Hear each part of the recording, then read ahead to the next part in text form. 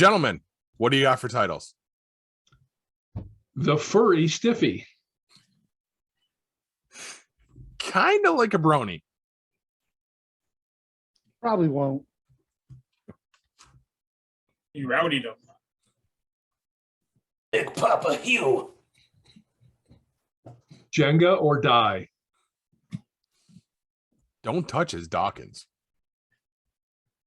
Molesto Mario. Just Barbie to me. Sorry about your boss. I know my sheep. Mm-hmm. If you're Irish. Musical number about sperm. Wow. Tag stash. You need a girlfriend. Let's do this. Warning. What you are about to hear contains explicit language, adult themes, and potentially disturbing content. The views and opinions expressed are those of the hosts and do not reflect the opinions of anyone else, anywhere, ever, in the history of the world. This podcast is intended for an immature audience and should not be listened to by anyone, anywhere, ever, in the history of the world. You know, fuck it. You've been warned.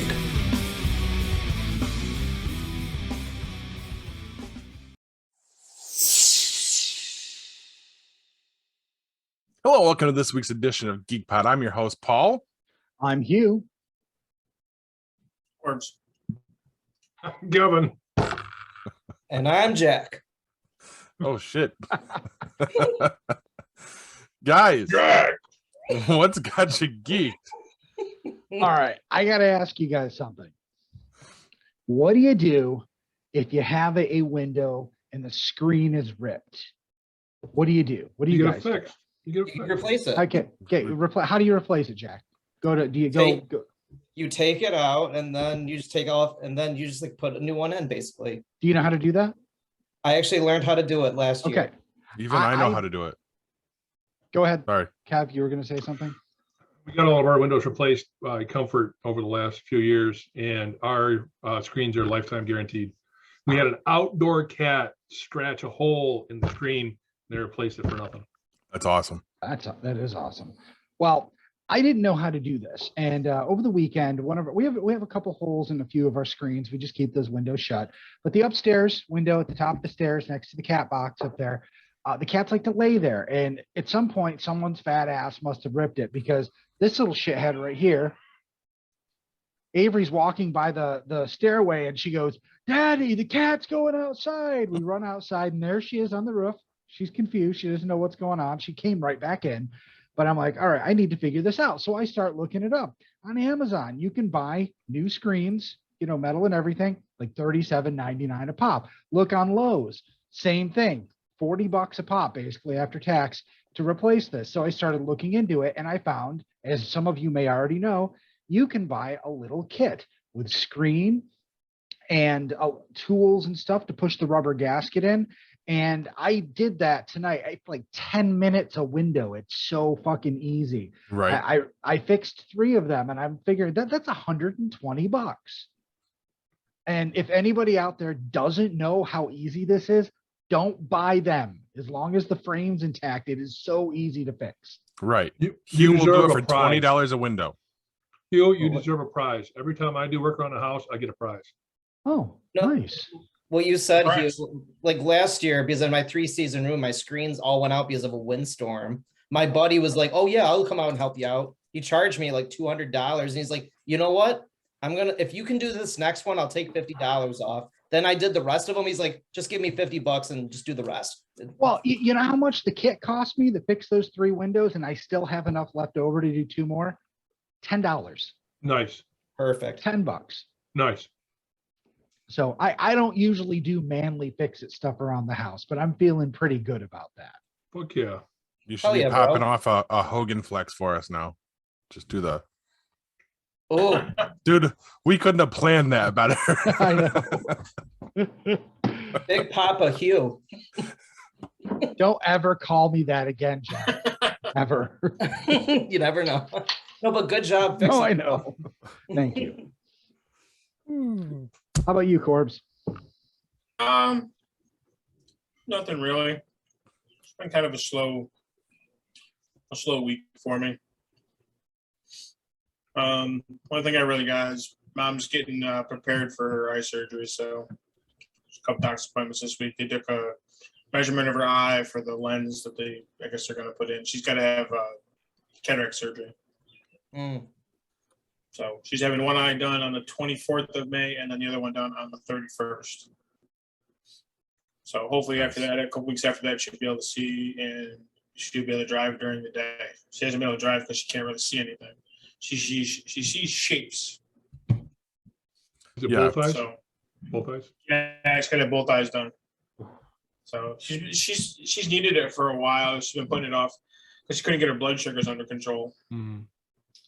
So, but they finally okayed her for surgery. So Good. That's good she's news. getting it done. What was it? Kind of a funny thing, but serious too at the same time. I was when I worked with Paul years ago, I was driving in the city delivering a message. And literally, there's this guy, he's walking in the middle of the road and they're like, get out of the way, asshole. Like this guy's crossing the street, jaywalking. I had no idea. Guess who that guy was? It was my fucking uncle because he needed cataract surgery. So he was an asshole. Yes. But Okay. no, but I wish all the best for your mother. But like, that's what happened to my uncle though. Like he was crossing the road and like, I'm like, what the fuck? I look back and this, like, it was like, get out of the way, asshole. Like cars are whizzing by. I'm like, oh dear, I know that guy. Son of a bitch. My turn? Do it up. I guess so. Right. Paul's not going to like this very much. I'm fine with this. I'm Go not so ahead. sure. I'm not so sure. So I got some news earlier in the week that made me think that somebody needed to start calling me a prophet. Because a couple of weeks ago, I was having a conversation with another system administrator where we work, where Paul and I work, because I work with Paul now. I said to him, and my wife heard me, and she reminded me of when I said it. I said, you know, when our organization says that it's time to go back to work, in other words, 50%, you know, they want us, they've been saying right along that they want us 50% in the office. Now, whether that's 3 days one week and 2 days the next, however it works out. There's different rules for different people, but that's just the way private business is. You know, some people are not going to go in at all. Some people are going to go in 5 days a week. That's just how it is. And I said to this other system admin, we'll call him Mark. I said, Mark, I said, listen to this. I said, when that becomes a fact, one of these guys from the help desk, and there's Paul, and then there's this other guy, we'll call him Jackass. Jackass is going to put in his notice and he's going to leave. He's not going to go back. He will not go back in the office. Now, I said this because I knew he had already checked out. Things that we had done in the office, and he got hired before me, maybe a month or 6 months before, I forget what it was. But he knew things about how laptop deployment went. So you get a new laptop or a new desktop for a staff member. There's a checklist you follow, and you know, maybe you'd image the computer and follow the checklist and get it out to the person. He knew all that during this whole you know, work from home BS. He conveniently forgot everything he knew. Sits in the office when he goes in maybe one day a week if he goes in at all, and he's like, oh, I don't know how to do anything. I don't know nothing. And I'm like, you got to be fucking kidding me. Earlier this week, I got the news that he put in his notice and he's on his way out. And I couldn't be happier. Not because I was right, but because this guy causes work for the rest of us. He's not doing anybody any favors by staying there. The very first time I worked with him, we went out of town to Albany, to our office in Albany. He was telling me about his previous job and how he made so much more money. I don't know what that was all about, what it was, what he did, what happened to the company, why he left. I don't remember any of that. But he made more money there, and he wasn't really happy because he was making less where we are now. And he was hoping that he would get stepped up to the help desk administrator role because he had some sort of supervision experience in the past. Well, he didn't get it. And there's a very good reason why he didn't get it, and it has absolutely nothing to do with whether or not he had any supervisory experience. It has everything to do with his lack of self-motivation, inability to do his job, and absolute zero desire to learn the job. Out the door he went, and I couldn't be happier. And that is why I am geeked out today. Nice. What he's really saying is he's very hurt. This is his favorite help desk person that's leaving. Bullshit. Anyway, what? Oh, I did like the guy. You know, I did. I thought I got along with him. I gave him a lot of shit, but I give everybody shit. This is true. But I mean, don't make work for me. Don't ever fucking make work for me. Not when you're supposed to be part of the team. That shit doesn't wash. Anyway. And on that note, megabyte me, bitches. No, I'm just kidding. Wow. Come on. This is good. I'm happy for once. Very happy for you. This is Kevin happy. It's a little frightening. he might be drunk too, but that's beside the point. I didn't shoot him. Yet. That is Yeah. good. You still got 2 No, weeks. he's not worth it. Oh, He's not worth the bullet. Oh, and by the way, the other thing that happened today, was it today, Paul? Yeah. The conversation, the chat. Yes. We have a chat with the help desk staff and with other system administrator myself. And so it's Paul and Jackass and Mark and me all in this conversation. And I have to help the attorney that received the laptop that Jackass configured for him last week and fucked it up because he just didn't follow a super simple checklist. Well, there's nothing on there. It's not the checklist. Yeah, that's his workout playlist he's showing us. It's 2 pages. It used to be like 4 or 5 pages. When I got there, I automated half this shit. So it's super easy to do, and it's all written on here. And he fucked it up. Like I said, he checked out, and we have to carry the load. And that's all there is to it. I don't like it. And that's the bottom line. I'm happy. Wow. Douchey McDoucherson. Oh, Said I said something in the chat. I said something about all that. And I said, you know, Jackass left us a nice present and I'll expect more problems. To which Paul then pulled me aside and said, hey, you do realize that he can see that, right? To which I replied, yes, I do. I think it was I know exactly what I'm doing is what I got back. Mine hit little less vitriol here.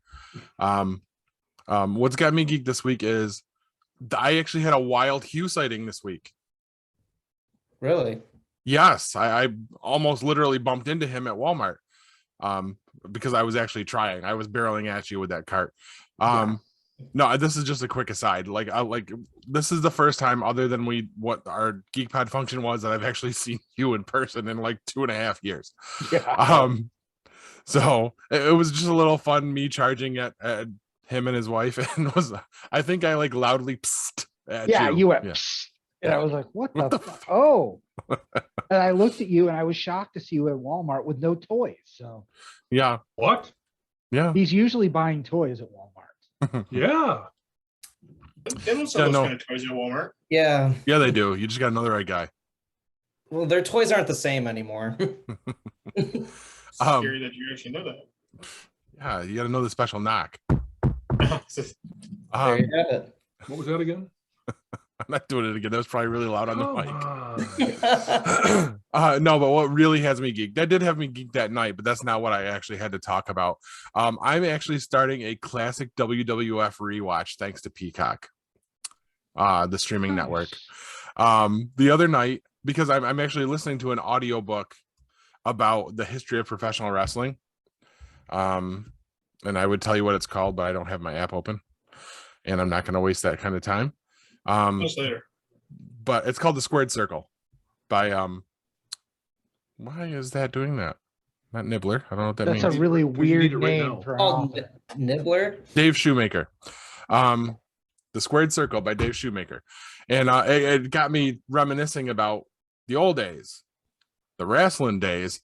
And so I went on to Peacock and I found that they have like a ginormous library of classic stuff. So I started right at the beginning with episode 1 of Saturday Night's Main Event. And holy shit, did the nostalgia come flooding back. It was a real nostalgia factor. Let's see, what was that card? I wrote it down over here so we know. The US Express, which was Hugh. No idea. Barry Windham. Barry Windham and Tito Santana? No, No. close. No, Barry Windham and Mike Rotunda. Okay. Which during the show that they don't refer to them as the US Express, just so you know. And their partner, Ricky the Dragon Steamboat, in the 6-man tag match against Nikolai Volkov, the Iron Sheik, and George the Animal Steel. Now, in my memory, I don't ever remember Steel being a bad guy. No. So I was a little thrown by that. And then mid-card status, which shocked me, we had Hulk Hogan with Mr. T versus Cowboy Bob Orton with Roddy Piper in his corner for the World Heavyweight Championship. Wow. It's clear who won that match. Dude, this is so far back, I recognize these names. Right. And then for whatever reason, the program was over and I had to restart it to finish watching the show. And then we had Wendy Richter with Cyndi Lauper versus the Fabulous Moolah with Captain Lou Albano, also in Cyndi Lauper's corner, which also threw me off because most of the time he was a bad guy manager. Except for Cyndi Lauper. Well, there was the whole music video thing. Yeah. No, I think Captain Lou, he wasn't a bad guy. He did manage a few of the good guys. Yeah, I think after the whole rock and wrestling thing started and they kind of had to bring him over. He ended up with Hogan for a while. Yeah, like as soon as that cartoon started, he started coming out with all the good guys. Did he show his true colors too soon? Yeah. Yeah, you're like, I know where you're going with that. Yes. I got that. You understood that reference? I think I did. that had to be the Saturday, the main event before WrestleMania. It was getting close, I think. I don't remember. I didn't write down the date of this. I think it was in 84. But and then finally, Junkyard Dog versus the Duke of Dorchester. The fuck is the Duke of Dorchester? Exactly, because I didn't even see that match because I turned it off midway through the Wendy Richter match because I thought that was the last match. Because all when Little Young Vince and everybody were talking about it, like that, those were the 3 matches they kept talking about. It was the 6-man tag, Hogan's match, and Wendy Richter was the main event. And then apparently there was a match after the main event. So, but that was the main event. The main event. That was the Stinger. No, he was in WCW. No, like a Marvel movie. Yes, I know. But yeah, I'm having a blast with this. I'm going to keep doing this just when I have a free 45 minutes to an hour because none of that's very long.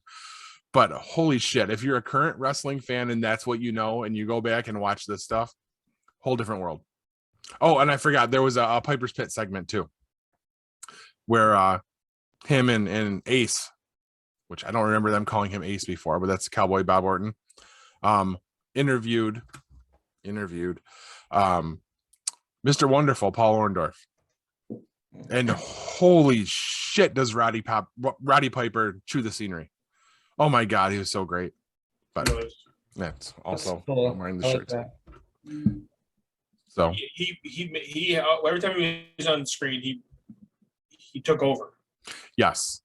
Very bombastic. Yeah, it doesn't matter what he was doing. If he was wrestling, I mean, you watched his matches, you watched his segments.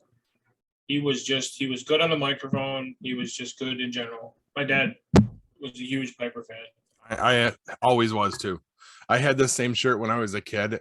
I think Pops bought it for me, like one of the wrestling events we actually went to live. And I was crushed when it just disappeared. Like Your mom threw it away. I wouldn't think she would because it was probably a lot of money at that point. And it just literally disappeared from my drawers and I don't, It's amazing to think that somebody whose influence was even felt this past Sunday at Backlash when Ronda Rousey won the title, Mm-hmm. never carried the title himself. He wasn't a champion. Intercontinental was the best he ever did, I believe. Yeah. He never Never, made he it never to the top. wanted it. He never wanted it. Oh, And it's surprising because you don't usually see that. Right. Yeah. And in that era, I mean, usually if a bad guy won the title, it's because they were a transitional champion. Yeah. So Yeah, Like- I watched the biography on him on like A&E or whatever about it. Yeah, they told him he could win it, and he said, "Nope, I'm better without it. I don't need it to be successful." But and in truth, what would probably have happened is if he would have won it, they probably would have had to turn him into a good guy. right, and he didn't want that. Right. He was- No, he because he was was- so he good at was being a a- bad guy. Yeah, he was so good at being a villain. So He was super funny as the shit he did. I mean, he was very also overtly racist with a lot of the stuff he said and did. no, Oh my God, it was No. great. I just got through one of the chapters in the book where they were talking about him and they were listing off basically some of his greatest hits. And I was like, oh my God, like the shit they listed was great. You and I should wish I watch- could- You should watch the biography on him on A&E. Yeah. If you get a chance. All that stuff, all the stuff he said, he came up with. I believe it. I believe it. It wasn't like he would sit down and write out stuff he wanted to say, and then he would remember what he said, wrote down, and when something came up that he needed, he would throw that in there, and it was just gold. Pulling out of his back pocket. Yeah, no, he had like notebooks. His wife said he had notebooks full of stuff that he was going to say that he had written down, and he was just waiting for a chance to say it. And when Nice. opportunity came up, he rowdied him. I should do that. what was Just keep it? a buck. Oh, yeah. Well, Paul, you'll like this. Like you said, that shirt has special meaning for you. I think it was like 1997. It's The before Attitude Era?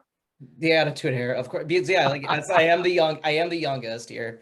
But my brother always liked Cactus Jack McFoley's character, and before like the internet was big, you just go right online and buy the shirt. But I used to go into like Wegmans, like grocery store, and like find like little like coupons, and I would mail those away. And I literally got my brother the Cactus Jack T-shirt. Nice. Before, The but it was wanted. like yeah, it was like the old WF Attitude. It was before Attitude Era. It was like that blue and gold WF, but it was like so cool. Like my brother's face on Christmas morning, because like as you know, you can get all these things at a like so quick. But when he opened that up, like your Rowdy shirt, you got that with your dad. Like my brother's face was like, "Are you fucking kidding me? I really got this." So that's cool. You were the guy that went into the stores and stole the coupons out of the magazines in the magazine aisle. Yeah, you little fucker. Oh, 100%. Oh yeah, I'm not buying that. Douche. Hey, I got to do it somehow. But no, you got the best. Like Paul, just hearing what you geeked is pretty awesome. Like mine's not as good as everybody else's Oh, here. son of a bitch. I did it again. I thought I was last to go. Sorry, man. No, you're good, man. You're good. Always does it. Always. What's got me geeked? I was actually on Instagram. I'm following Star Wars Celebration, but I did see something really cool, and you guys have probably seen this. I saw the director's hat, the cowboy hat. So Dave Filoni has started production for Ahsoka. Holy shit! So, like literally, like that show with, as we know, Rosario Dawson is playing Ahsoka. They have the actress that's playing Sabine. They have Hayden Christensen. That's going to be. Whoa. They said that for a fact? They have the Sabine actress. Yes. I know they were casting before. I don't know if I caught a name, but yeah. It's a- I forget didn't think her that was name. a done deal. Yes, but we don't have the guy that plays Ezra in the cartoon or the guy that played Aladdin in the live action wants to play Ezra. So we'll see. I approve that. So to all our listeners and to have you guys here, this is what I'm thinking. The show, I have the opening scene laid out. Let me know what you think. You're going to see Ahsoka Tano. She's dreaming about the Clone Wars. She's with Anakin Skywalker. They're fighting. He calls her Snips. She wakes up out of a daze. And then Sabine puts a hand on her shoulder and says, we have to go find Ezra Bridger or something like that. It's the first scene of the Ahsoka show will be a flashback to Clone Wars. But just like, yes, there's so much Star Wars going on right now, but the Ahsoka show, that show is going to be really awesome. After Oh, yeah. Kenobi, of course. Let's see what happens. But that's I can't wait. Oh yeah. But yeah, but that's what I think the first scene will be. Like Rosario Dawson, the actress that's playing her, Yeah, you can't have a better actress than that. She's really good at what she does. Heck yes. So we all love her, from The Rundown to Zombieland, but she's been in so many other good things. She's been in Daredevil. Oh my God, the list goes on. But like I said, with the Negan bat, holy shit. I wonder if there's ever been as much hype for a live action from animated. Oh This yeah, this character only existed in Dave Filoni's head. exactly. And John Favreau and Dave Filoni and Kev, I want to go to this with you when we go to Celebration. They're going to have a sneak peek for season 3 of Mandalorian with special guests. So Dave Filoni and John Favreau, they were going to start Ahsoka a while ago, but Filoni and Favreau were so far apart with ideas. Sounds like they finally agreed upon something. Well, that's a lottery, isn't it? Yeah. Yeah, they open up the 12th or something like that. The lotteries. Yeah, I just got my tickets yesterday, and Tomorrow. yeah, I'm activating them tomorrow with my buddy. So we'll see what happens. Yep. Well, regardless, we will find a way to watch the first 2 episodes of Kenobi. We'll do that together. Oh yeah. Okay. All right. I'll watch it in my house. Just All right. Me too. Kev is gonna be the guy that's like taking his shirt off. I was like, yeah, Kenobi. You don't ever want to see my shirt off. Yeah, probably not. That's a true statement right there. I don't want to see me with my shirt off. My shirt off every night and I'm scared. Oh, you know what? I almost forgot. I should have mentioned this earlier. Something else interesting that happened this week. So you guys know that I've been taking over our transcript library. And I think I told you last week, I discovered that we hadn't been posting to social media. Did I tell you that I figured that all out? No. Well, I am now posting all of the transcript library stuff to social media manually. Like you Nice. said, Paul, in WordPress, it's not automatic. Something came along with that. I am now getting Facebook notifications from my personal account when people comment on our transcript library. I'm having to answer emails. I am having to moderate comments to a degree because what I've noticed is any news story that is right-wing related gets the most traction. Any other news story that isn't right-wing related gets lots of people saying, oh, bullshit, Biden sucks and all this kind of stuff. And I'm just like, really? It's not like it's CNN. I'm trying to like get this stuff out there completely unbiased. And People don't care. nope. it was nice because I got to talk to somebody today who had messaged us back in January when no one was manning it, saying what happened to the transcripts. And I just told her, hey, this is what's going on and this is what's going to be happening. I'm sorry you had to wait. I just got the keys to this kingdom and I saw your message. And she was very nice and told me that her and her husband both rely on it because they are hard of hearing. And that they can't watch these things. So they rely on this transcript library to get their news. And I just like, this is exactly the reason I wanted to take this over and make Nice. it good again. That's really cool. I hope the good outweighs the bad, Hugh. I hope so too.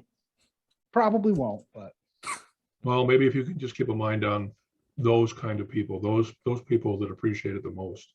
Maybe that'll help outweigh. well, no one's attacked me personally yet. They're just attacking. No, me. I know. But still, it's hard not to take some of that stuff personally sometimes. Anyway, Moving on. Yes. Let's keep it moving. Guys, what are you playing? Well, I haven't had a chance to play a lot of stuff, but something I haven't brought up before is at least mobily, I have sold my soul to the gaming behemoth that is King. For years, I tried to avoid it. It was a dirty secret. I didn't want anyone to know. I've been playing Candy Crush for years, and I still play it daily. And you know what? I've tried to get away from it. I've tried to play other games. I always end up coming back to that game. really? Just can't quit you. Yeah, here's the What? thing. What level are you? I don't know, close to 1500, I think. Wow. Wow. And it's just one of the. I've looked for other games. I like puzzle games, so I tried to find some other puzzle, Marvel Puzzle Quest, all these other things, and all of them do neat stuff, but they all seem to either it's not complicated enough, there's not enough strategy, or it's overcomplicated to where I have to think more than I want to for a game I'm playing while I'm pooping. And I've had to come to accept the fact that the reason Candy Crush is so popular is it is pretty much a perfect mix of those. Whether you like it, whether you're like, oh, that's stupid or whatever, it's really well done. Even 1,500 levels in, I'm still seeing new things. Everything is introduced in a way that's organic and doesn't confuse me. And, you get to the point where you have new skills and strategies. There was a point in time where I was like, oh, you can't play this game unless you pay money. I was convinced that it was just against you. Now I'm actually setting levels up strategically to solve them on the last move because you get more points. Doing it that way. Even though there's a random element involved, you can still make your strategies work if you're careful. Not 100% of the time, but I realize I'm pretty good at this point, and there's no reason to fight it. Candy Crush is my jam. I don't care what you think. Hey, yeah, that's awesome. Go ahead. I was just gonna say, I get it. You've mastered the game to a point where you feel as though you have some sort of skill over it, which nothing wrong with that. I mean, you could have said anything, and as long as you have that kind of feeling for it, then that's awesome. Well, it's also, are there, Hugh? I don't know. There's thousands. I'm not I anywhere. don't think there's a limit. Yeah. Well, I mean, there literally has to be a limit because they do, make them. I think recently they released the 3,000th level, even though no one had gotten that far yet. It's like some sort of a promotion, so you could play the 3,000th level to try it out. I just feel like I've come to the point where I don't. There was also always that internal conflict because my brain told me it's a girl's game because of the trappings, the Candy Crush trappings, but I can't find anything else out there that's as good as that. So is it kind of like being a brony? I hope not, because it certainly doesn't, I don't wander around the house going, ooh, look at those gems and candies. And I mean, I play it while I poop, but. You're dropping those Candy Crushes in the toilet. That's a lot of fucking pooping for 1,500 levels. I mean, I'm telling you. Well, dude, I started that game when I worked at Verizon. Wow.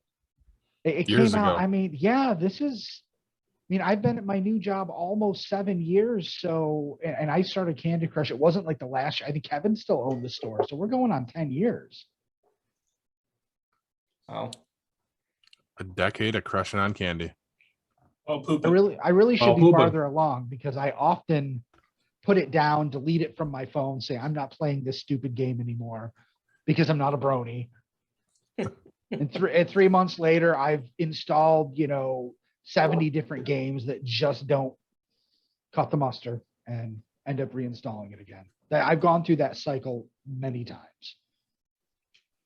I see. I'd really like to stop talking about Candy Crush, guys. All right. Moving on. Corbs, what are you playing? Nothing. Cool. It's summertime, man. It's golf season, so playing games and shit like that go out the window for me. Got no time for that. I ain't got that kind of time, brother. Mm-hmm. I'm working until 3:30, and I got shit to do around the house. And the weekends, spend one day with Bryce, and then I spend the other next day on the golf course, and then back at it again for the next week. I hear you. This whole 5-day work week thing is just fucking up my golf game. So it was great a couple years ago when I didn't have to work at all over the summer. Like Right. I think that summer, that first summer, so first year of COVID, I think I golfed like 40 something times over the summer.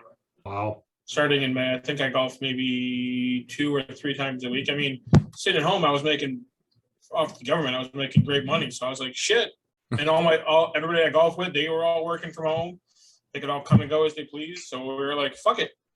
We're playing during the week. We're playing on the weekends. Sometimes playing twice a weekend. Now I got to play once a week. And you got to make fun time for it. Right. Yeah. Yep. I made 2 times for this weekend up at the Turning Stone, and it's supposed to fucking rain. Happy about that. Because next week, the price of the Turning Stone goes up. Because now you're probably getting into the regular season. Yeah. Yeah, they have the first for when they open until I think it's like the 19th or the 15th or something like that. Their pricing is like it's normally 125 to play, get on for 95. So and then with your turning stone card, it's like $70. Next weekend, if you go there, it's $125 to play. Thanks. So, but with a turning stone card, it's 95. So it drops down obviously, but still it's $100 to play the golf course, and it's the second hardest golf course in the state. So, Well, I played it once last year, and played it pretty well. So And tackle it again. what's the give it a hardest? shot. What's the I like- hardest? I like it. It's an amazing golf course. I mean, the golf course itself is just so meticulous and whatnot. It's like playing on it's like playing on the PGA Tour Nice. for me. Like if we're going from golf courses I play normally to that golf course, it's hands down 125 million% better. Well, what's the hardest course? Hardest course is Bethpage Black in Long Island. Wow. It's where they play the U.S. Open a lot of times. Okay. And the thing with U.S. Open is all the courses are public. You can go and play them whenever you want. So, but that's the hardest course, Bethpage Black, and then the one we're going to play this weekend is the second hardest. So, Wow. Got it. They say Turning Stone is like arguably one of the best public courses in the nation. It is. Yeah. the course we're playing on, because they've got 4 or 5 of them. There's 3 18-hole courses. There's Shenandoah, which I've played already, which is by itself is a great course. The one we're playing this weekend is Calhoun. That one is the second hardest course in the station, and then in the state. I played that last year, and then the other one is Anointe, and that's $250 to play. Ooh. Wow. So that one I will never be on unless I win the fucking lottery.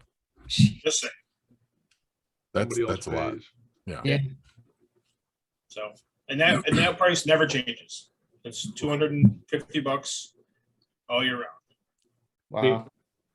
So, like I said, if I win a lottery, I'll go play it. If not, I'll drive. When I drive by, I'll wave on my way to. Actually, it's if you go down 31, heading for Verona, Mhm. heading for Vernon Downs. It's on the left-hand side of the road, just Okay. past VBS, just past VBS High School, which Okay. is literally you can if you're standing in the parking lot at VBS, you can see the turning stone. Okay. That's how close it is to the school. So, Wow. but yeah, that course, the other course. I mean, they've got 2 other ones. They've got Sandstone and Pleasant Knolls, and those are both par 9-hole courses, and one of them is a par 3. So, Nice. and they're still expensive to play. So, but if you golf if you're a golfer like I am, you appreciate the golf course. Like I went there last year and took a picture of the first. Like I was standing on the first tee of the first hole, and my buddy Justin's like, "Dude, don't even bother. You're gonna get to the next hole and go, oh god." And he's right. Every time you stand on the tee box and look at the hole, you're thinking, "How come I don't play this course more often?" And then you realize that it's $100 to play it. And I can play. I can play 3 weeks a month for just short of, or just over $100 total for 3 weeks. Play that one course for $100 is not worth it, and that does include food, drinking, and then if you stay and gamble. Right. So yeah, so I don't do much gaming during the summer. So That was a long way of saying he's not playing shit. Playing real games. Right. What about you, Jack? No, like what Corbs is saying, basically like you do the housework and all that. But I did play a game this week. I worked 2 jobs, but like after my 2 jobs, I count my steps now, and I'm like 35,000 steps. So I was like, you know what? All right, fine. My friend has a virtual reality set. So I went over to his place and we were playing some virtual reality. And this guy, my friend, he is like the Q. Like he's like a James Bond. Like he's my special gadget guy. We build those Raspberry Pis together. We build our Game Cubes together. Like he's got like literally his virtual reality set is worth over $2,000. Wow. So it's a very nice virtual reality set. So have you guys ever played the virtual reality game? It's very commonly known as Beat Saber. Yeah, I haven't played it. I know of it though. So I was like, yeah, after working Wegmans and doing my yard work, I was like, sure, I'll come over. But I didn't know we were going to play virtual reality. So virtual reality, he's like, let's play some Beat Saber. So I'm like, okay. So we're playing Beat Saber, and the songs that like, because like it's like Fruit Ninja, like you're chopping the beats basically, and like you're going like this, all that stuff. So I picked Chop Suey by System of the Down. Oof.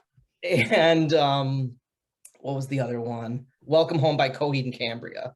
So I was like, okay, these are two of my favorite songs, but literally my buddy's girlfriend was out of town last weekend. She has probably since come home, but hopefully they're not listening to this podcast. You never know. We try to get new listeners. I tell my friends I'm doing this podcast because when you play virtual reality, you make like a perimeter, so you got to stay in that box. So like I said, it's like you're doing these fruit things. So you're ducking, you're going like back and forth. I literally have my hand, I'm like, hiya, and I hear it like shatter. I was like, wow, this game is so realistic. I broke a vase. So literally it's like one of her vases. So I haven't heard from my buddy this week. I don't know if that's a good thing or a bad thing, but like it was right at the start of the Chop Suey song. So it was like where he's going like all that stuff. So I was like this. And I'm like, uh-oh. And he's like, no, just keep going, just keep going. I literally take this headset off and hear crunch, crunch, crunch. And like I'm like, oh shit. But it was fun, but like playing that game, we played it literally for like 4 hours. I've never, even when I worked with Paul, like when I was a messenger for my past job, I would take maybe 30,000 steps a day during when I was like 23, when I was a lot younger. At the end of the night, I literally thought my phone glitched. It said you walked 75,000 steps. I literally could not move my legs the next day. My dad's like Corbs, like he's like, you ready to go golfing today? I'm like, oh, I felt like I was hungover. I was like, fuck no, man. I am not getting out of this bed for like literally a while. I literally went to make a cup of coffee and I was like, oh, literally my feet were like on fire. I was like, this literally sucks. I text my buddy. I was like, how are you doing? He's like, yeah, I'm in the same boat as you as well. So, but Beat Saber is a fun game. There's only so many fun games you can play. But that's what I played this week. And sorry, Angel, about your vase if you're listening to this podcast. Yeah, my son has a Oculus. Yeah. Nice. That he uses. He has the same thing. He'll be in his room using it, and you hear crack, bang. He's like, oh, like he's banging on the desk. He's hitting his computer screen. He's hitting the. Oh God. He's all over. He's in everything. So yeah, I know exactly what you're talking about. When you start talking about that, Jack, I'm like, yep, I've heard that noise before. I haven't heard him break anything yet, which is good. But I mean, I've heard him like slam his hand on the desk, hit the wall, hit his chair. He'll hit his monitor screen every once in a while. So yeah, it's pretty bad. The song my friend did, we all played Guitar Hero here, and he did Through the Fire and Flames by Dragon Force. So if you ever watch Guitar Hero, that's the hardest song on Guitar Hero. But listen to that song, but for Beat Saber, try have your son Corbs look at that song. He'll be like, oh my God, this is impossible. So we got halfway through the song on medium and we still couldn't beat it. So yeah. Nice. Hugh has a furry stiffy. That's my kitty you're talking about. Cover your ears, Riley. Well, Hugh brought up the game that he can't put down, and there is a game that's been on my phone probably as long as I've had a smartphone, I think, which I was late into the smartphone game. I stayed away from it for quite a while. But it's Mad Fingers, Dead Trigger 2. I like it a lot. I play it every once in a while, but it just sits there. I don't really play it all that much. But that's not what I wanted to talk about this week. I said last week that I wasn't going to start another Far Cry 3 instance, and I lied. I started another one, and this time I started on master level, and I had to look it up because it's pretty funny what the top two levels are. So if you do warrior level, so there's adventurer, survivor, warrior, and master are the 4 levels that you can start with, and that dictates your difficulty. But the warrior level says a challenge that will require you to master all of your abilities. Well, warrior level, where did it go? Our master level says worse than malaria. So of course I had to try master level. So far it's not too bad. It's been a little bit frustrating, but again, once you know the game mechanics, you kind of work your way through it. And I was missing the game, and it was late one evening, and I didn't really have anything else going on. I didn't want to go to bed yet, so I fired it up, and there it is. I'm back playing Far Cry again. Nice. Till I can purchase Far Cry 4, I think I'll probably poke at this one for a little bit longer. That's it. That's all I got. All right. I also have not really had any time to play any games. That's just, we've been nonstop on the go for over a week now.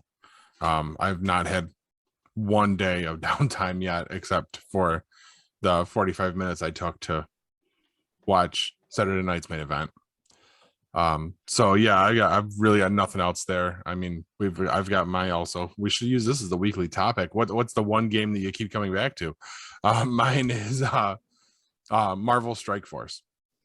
It's just a 5-man battling game. I think I've talked about it before. I think I'm like 4 years into it now. I've been on it since pre-release. So I think that kind of puts a pin in our video game segment. And it brings us to, what is it, Kev? Kev's tabletop review.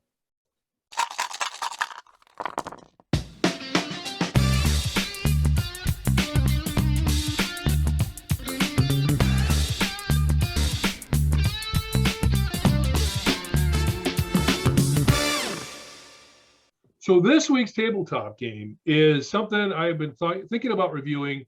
I've kind of steered clear from some of the more popular, I guess you call them mainstream board games.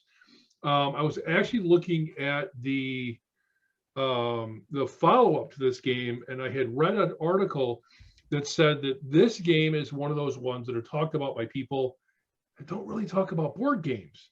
So it got me thinking, I better say something about it. I better bring it out because I really want to talk about the follow-up.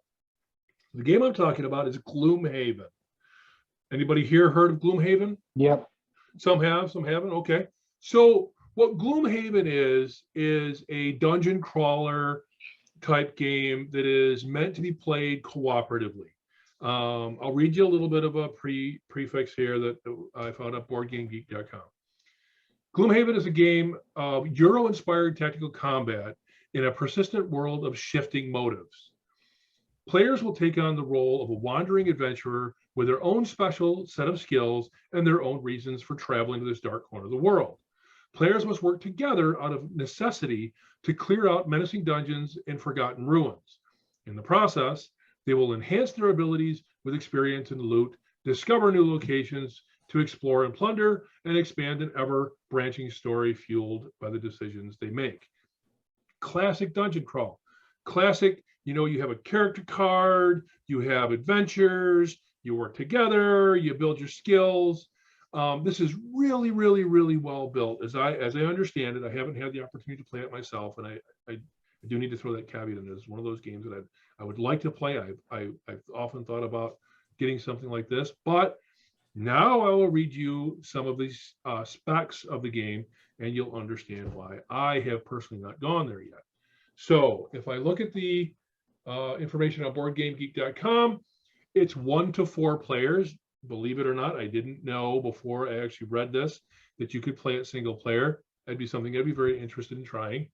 60 to 120 minute playtime, ages 14 plus.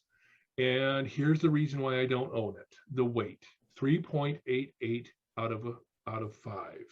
So this is on the more skilled, more involved, have to spend more time learning it and really understanding the game to make it more worthwhile. So again, what I've said in the past is I don't really have people that I play board games with on a regular basis that really want to get into that kind of a game, but maybe someday. So this is one of those really cool ones.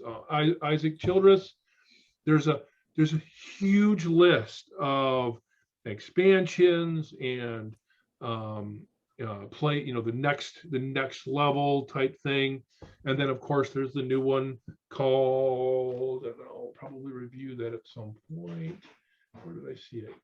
Called Frosthaven, highly anticipated. I believe it went through crowdfunding. It was Kickstarter. I knew it was crowdfunded. I wasn't sure if it was Kickstarter or not, but it was hugely successful.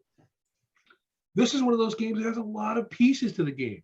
Like I said, you have the character cards, but you also have the little standoffs for the different the enemies and the NPCs that you meet throughout the game. See, what does it say? Demons, dragons, different components. So there's a lot to the game. There'd be a lot of setup. The board looks really fantastic, as you might expect a dungeon crawl type game to look. Very well thought out. The play, I've watched part of a video playthrough, and this is one of those ones where I think I would enjoy just watching some people actually just play through it, and just to see how the game is played, and actually maybe enjoy and experience it that way. So I would suggest, as I have with many others, definitely go to boardgamegeek.com, read about the game, take a look at what it has to offer, read the reviews, watch some of the playthroughs they have there, do some searching on your own, see what some other folks have had to say about their reviews, their playthroughs of the game, and then maybe it might be something you might want to try. But that's today's board game, or I'll just say game, but today it happens to be a board game, tabletop game, Gloomhaven.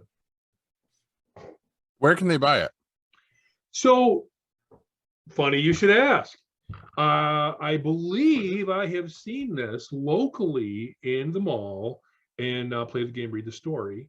But again, I would suggest BoardGameGeek.com is a place you can go and you can buy games that are used, gently used, and complete.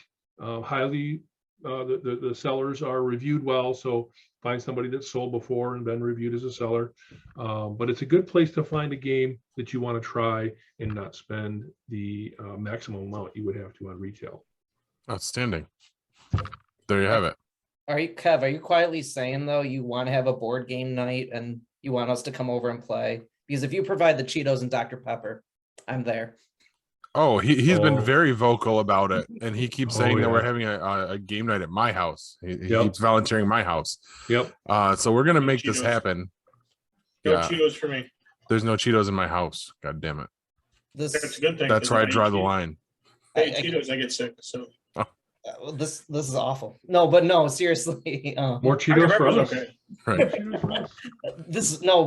Game night for sure. I'll even host it at my house when I get my basement fully refurnished. I'll definitely do that. Keep your hands off his Dawkins. Oh yeah, you're right. Whoa. Exactly. Is that what we're calling them now? Well, he calls his. Remember? Did He you sent say? the picture to everybody. Did you say Danskins? What? Oh, Kev, don't go there, boy. No. Exactly. But no, I would definitely be up for a game night.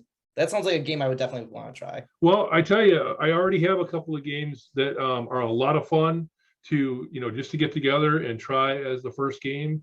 So I don't even have to go buy a new one to make it happen. We could just do it anytime, and I'm more than happy to bring one over. Sure. One of my favorite games is like I made a big Jenga set, like with the big pieces of wood. Like I made that last summer with my friend. We like stained it and we cut it out and sanded it down. I want one of those made out of treated lumber 6x6s, Yes. so that when it falls over on your friend, they die. Perfect. Wow. Listen, Jenga or die, bitch. Wow. That's what I would call it. Corbs, you're a lord now, so that should be second nature. It's true.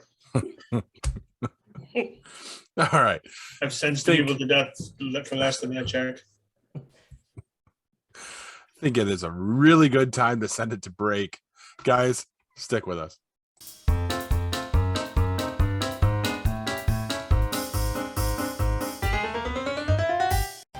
The 4th annual Sci-Fi Horror Fest is coming with an all-new location new guests, and all the same fun, charm, and camaraderie that you've come to know and love.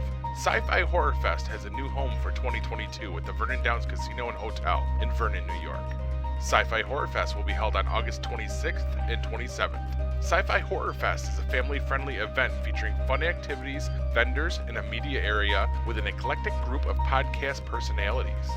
Exciting celebrity guest appearances will be announced soon. For more information and to purchase tickets, go to www.sci-fi-horrorfest.com. Sci-Fi Horror Fest is currently looking for volunteers. This is your chance to be a part of the fun.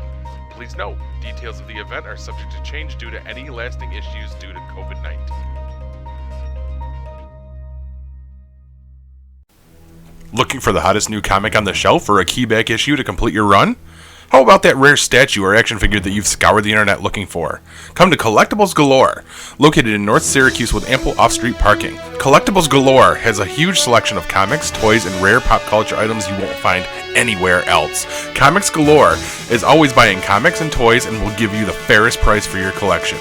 New customers get 15% off their first purchase in store. Collectibles Galore for all of your pop culture needs. Stop in and see for yourself why Collectibles Galore is the king of comics.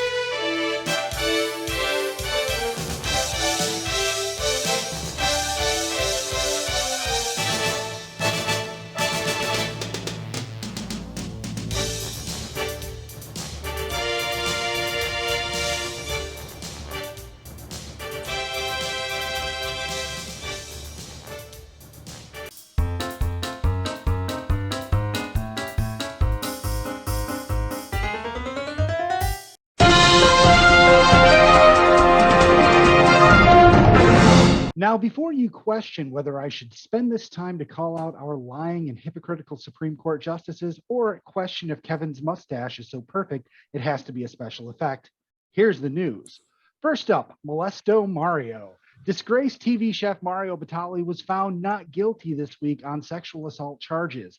The judge found credibility issues with the accuser, including previous scams and text messages about getting money out of the lawsuit.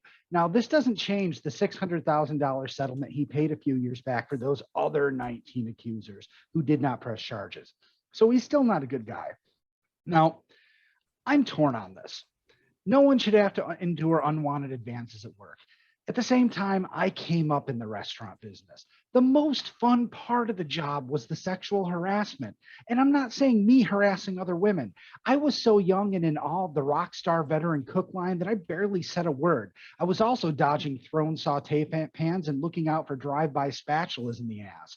But it was endlessly entertaining. The women would harass the men as much, if not more, than the men harassed the women. And considering we all continued to hang out after the shifts were over, affirms my impression that no one is upset by anything that went on. Knock on every door before entering. Be prepared for a slap on the ass or nuts from either sex. Brag about the size of anything other than the nightly receipts, and be prepared for every waitress in the joint to pop out of nowhere to correct the official record based on what they personally experienced, saw in the prep cooler, or heard from someone who was there. It was a weekly ritual of building up an ego and having it torn down for the entertainment of the entire ragtag family getting their asses handed to them every weekend.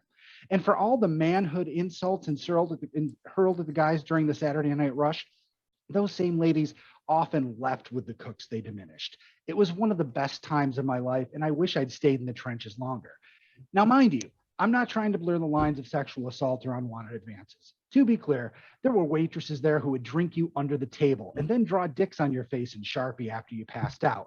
And if two guys passed out, oh boy, they would wake up naked and displayed in such a way that they couldn't look at each other for weeks. I have never met a waitress who didn't have the upper hand when they wanted it. They say it was a different time is not an excuse, but maybe it was different people. It makes me sad to think that today's kitchens are not the same dens of raunchy fun and dirty jokes. Maybe the lesson here is the owner or celebrity chef needs to hold themselves to a higher standard. I can get behind that. Restaurants are the modern day unisex pirate ships of the world. The cast-offs, maladjusted, criminal, and socially inept find a home in the back, working side by side with the generally attractive, often damaged, fun, and desperately in need of a job front of the house. This must be preserved, just less rapey, I guess. I don't fucking know. How do you make the Batwing not sexual assault? I have no idea.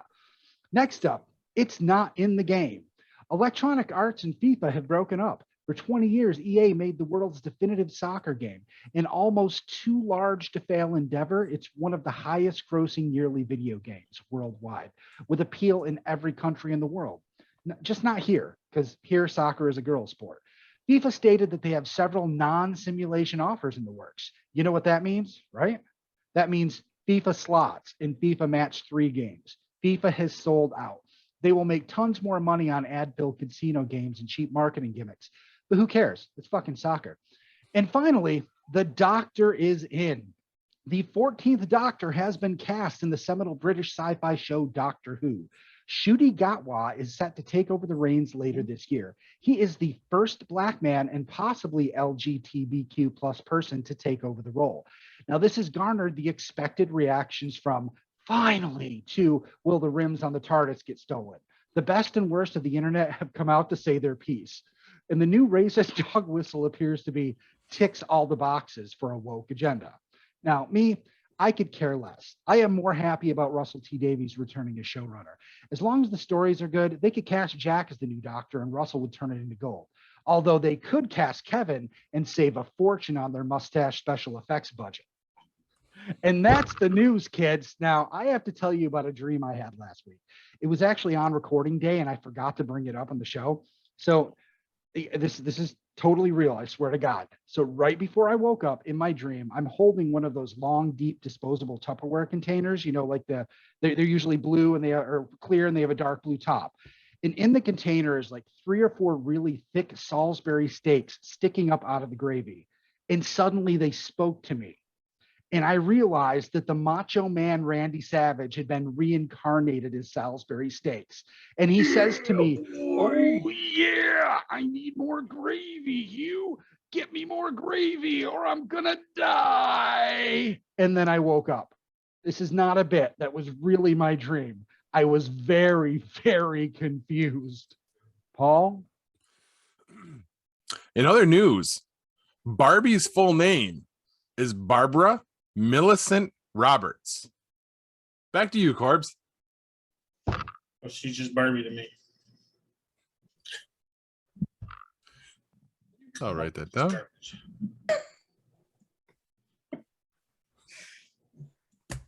All right. Well, following Barbie. Wait, did you say fondling Barbie? No, that's sexual harassment. And we just went over that. The brain. It's the brain.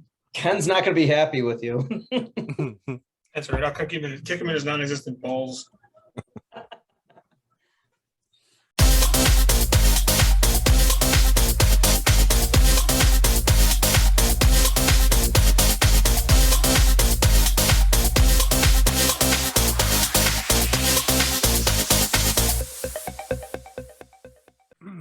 All right, so the movie that I decided to do this week is Drop Zone with Wesley Snipes. Kevin, I think you've seen the movie. Yeah, man. All right. U.S. Marshal Pete Nessup and his brother Terry, also a U.S. Marshal, are assigned to escort convicted computer hacker Earl Leedy to a top-secret prison.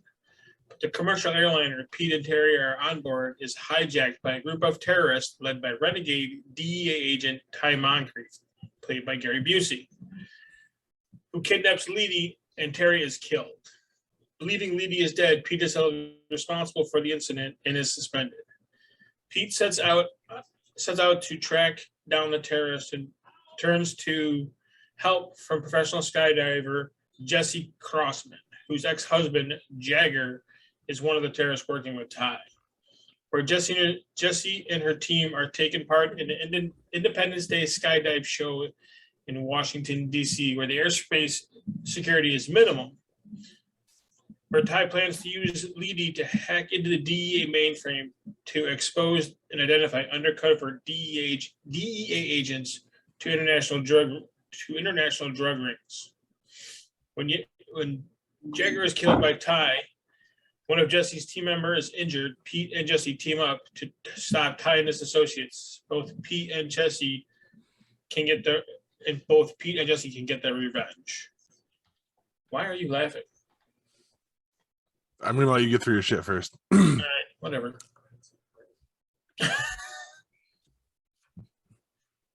Well, wait, I don't know. Wherever you are. Jack, yeah, I Yeah, I'm good. okay. That was very animated.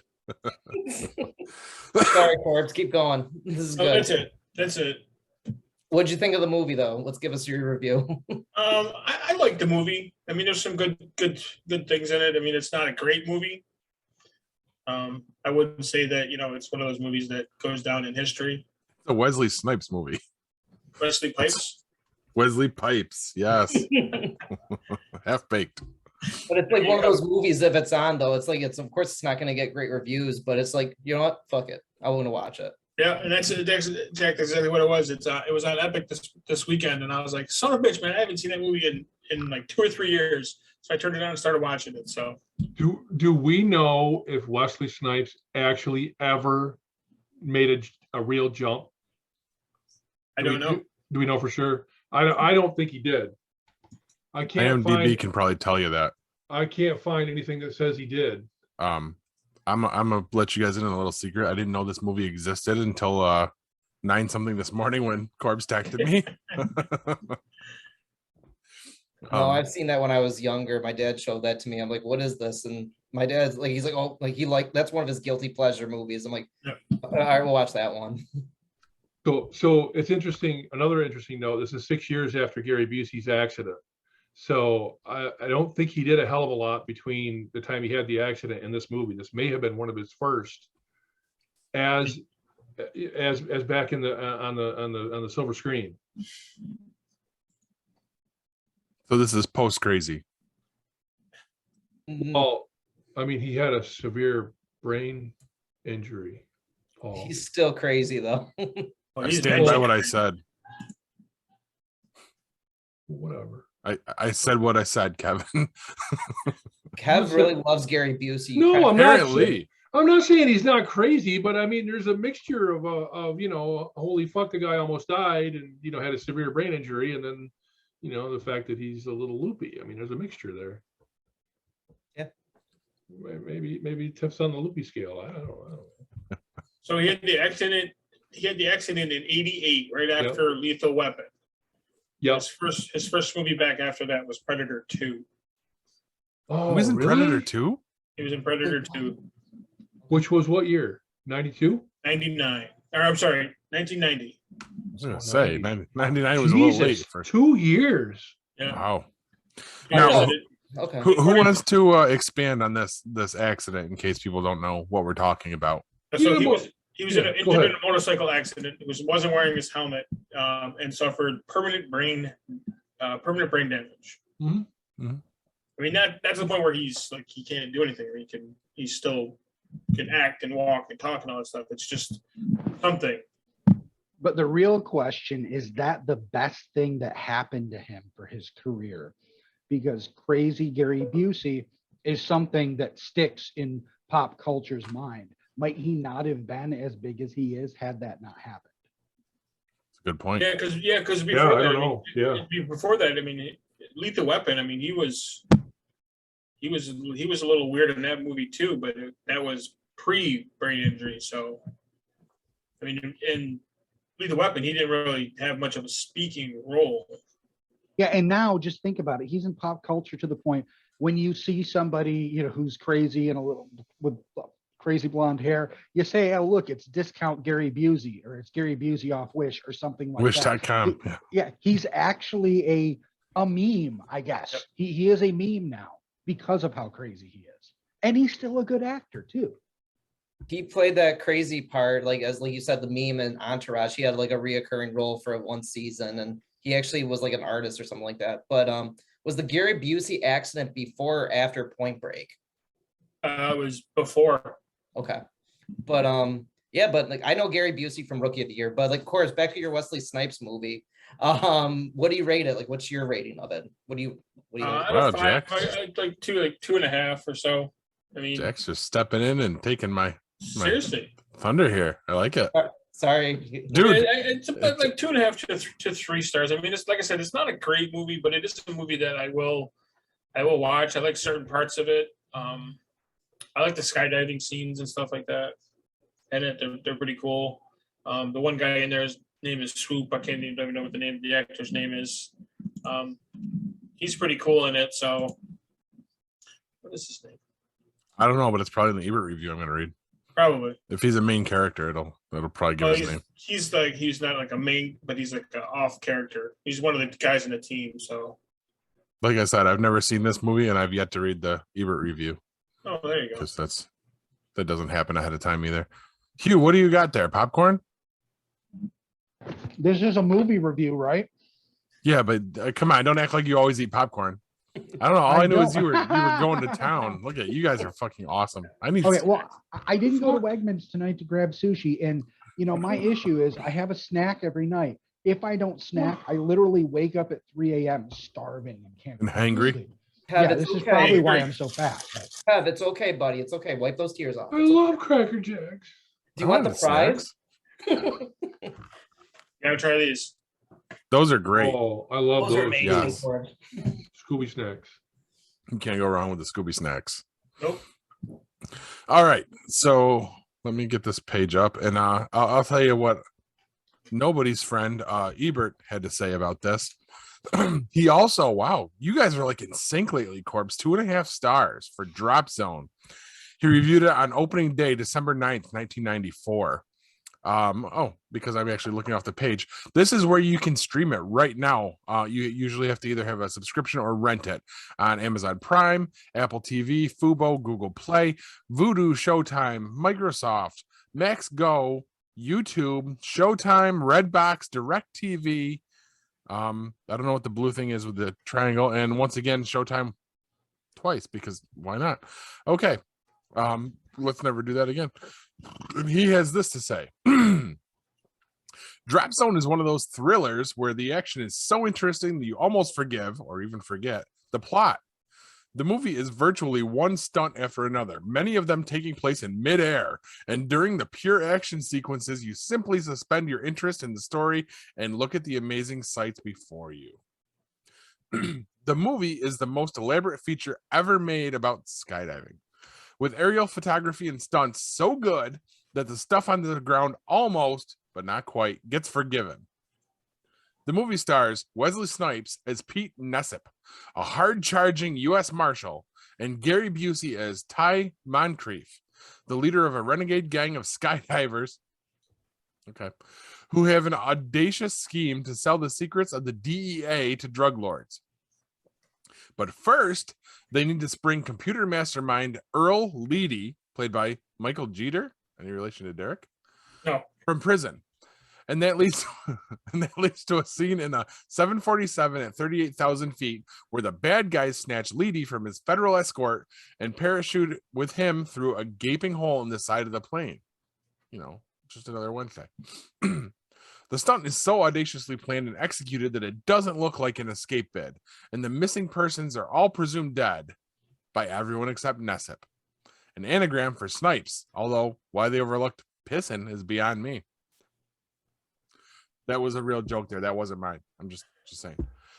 Everyone tells him it's impossible to jump out of a 747. Joke, right? What was that, Kev? It was a real joke, all right. Oh, that's why I was saying it wasn't mine. Everyone tells him it's impossible to jump out of a 747 at 38,000 feet and live. And I am prepared to believe this. But he's offended, of course, because his brother, Malcolm Jamal Warner, the Cosby guy? Yeah. Huh, look at that. Has been accused of endangering the airplane, and he is even a suspect himself. Give me your gun and your badge, his superior says. Not the first time we've heard that in a movie. The marshal decides to sniff around for suspects in the world of championship-level skydiving. And soon picks up a promising trail. He's aided in his search by Jesse Crossman, played by Crazy Pants Yancy Butler, who runs her own skydiving school, makes her own rules, and treats Nessip to a dangerous thrill on his first ride by pushing him out of the plane without a parachute, as one does. Soon, Jesse points Pete to the legendary 4th of July jump in Washington, D.C., allegedly the only night of the year when skydivers can violate the Capitol's protected airspace. and he realizes that Busey and his gang have not only survived the jump from the 747, but now plan another audacious scheme. You want to check that text? They jump to the top of a federal building, use the computer nerd to hack into secret files, and then escape by parachuting into the bed of a moving semi-tractor trailer on the streets below. Logic, that tiresome specter at the Feast of Fantasy, here raises its skeletal hand and asks a few questions like, 1, why does the computer whiz need to be in the building to crack the computers? Hasn't he ever heard of a modem? And 2, wouldn't people in central Washington be likely to notice skydivers parachuting into a semi driving down a major street? Drop Zone shrugs off those and all other questions as it hurtles to a conclusion. The director, John Badham, for more games, possibly believes that his aerial sequences are so compelling that the rest of the plot can be hurried through. And there are moments here of real beauty, terror, and excitement as incredible skydiving stunts unfold on the screen. The movie's technical advisors and stunt jumpers are among the world's best. I've seen better movies involving skydiving.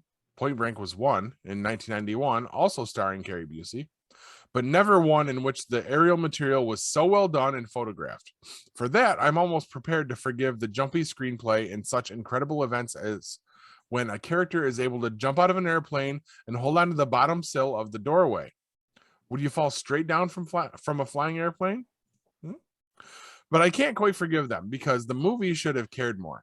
Should have given us better characters and smarter dialogue, as Point Break did, and spared us the scene where Jessie sternly lectures on safety, having earlier pushed the novice out of the plane without a chute, counting on her own skills to save him. Drop Zone is an example of a superb production harnessed to a shallow script. So Yancey Butler's a nut job? Oh yeah. Oh yeah. What are you referring to? I mean, I really don't know. It's legendary that she's very erratic, very hard to work with, straight up cray pants. Just Google the Witchblade TV series and you'll get all sorts of stories. I saw some pictures of her from that and I was like, wow, I need to see this. No, you really don't, but Okay. I know where you're going with that. But I did, interesting note, with my limited research of this movie, I did find out that originally her character in this movie was supposed to be played by a man. It was supposed to be a male character. And once she was cast for the part, they wanted to remove the scene where she gets punched the fuck in the face. And she refused to allow that. She wanted to take that punch. She took that punch like a champ. I bet you it's not the first time. Did whoever punched her smile afterwards? Oh yeah. It was Wesley Snipes that punched her. I've never seen the movie. So was it after she tossed his ass out the plane that they were referring to? I mean, she had it coming then. I mean, I'm not going to lie. Oh, yeah. I mean, she definitely had it coming. She basically opened the trap door in the plane and dropped his ass out of the plane and then sat there for a few minutes laughing. I don't, let me rephrase that. I do not advocate violence against women in any form. Any form. If a woman throws my ass out of a plane, she's going to take some knuckle to the face. I'm just saying. I don't like heights to begin with. So once I clean my drawers out, I'm probably going to punch her in the face. I'm not going to lie. I think I do that just to see it. But throw out of a plane? Throw somebody out of a plane. I think it'd be fun. It's fun for certain people, I guess. It depends on you. Not the person that's falling to his death. Well, then you jump out after him with an extra parachute just to see if you can get it to him. As one James does. Bond. What you? I mean, how you don't know if these things are with real that or not. mustache, he probably could pull it off. For fuck's sake. Who are we kidding? That mustache would just No, leap out no. and save the people. Yeah, that mustache is your parachute. I watched the Arnold Schwarzenegger movie the other night, and he jumped out of an airplane with his parachute, and he had to put it on before he could, open it. Was that a racer? A racer. He hits the car, and he's like, "Oh, where am I?" The kid goes, "Earth." Yeah, that's my favorite line in the movie. There's a few movies like that where guys jump out of planes with parachutes in their hands or whatever. Yeah. Yeah, now that I think about it. Actually, Uncharted, they have a scene in that with Tom Holland does that, I think. Oh, yeah. Was that good? It wasn't You know, bad, actually. Yeah, it was all right. Here's the thing. It's not right. Based on the video game, it's not right. Standalone, if I hadn't played the games or knew Nathan Fillion was originally looked at for the role, I'd probably think it was awesome. I can't buy Tom Holland as anyone but a teenager. That guy's gonna hit 50 and he's still gonna look like a teenager. Wait, so he's this generation's Michael J. Fox. I guess so. Yeah. So Is he I that guess. good of an actor though? Tom Holland? Yeah. Oh, he's Spider-Man. great. He's our Spider-Man. I guess.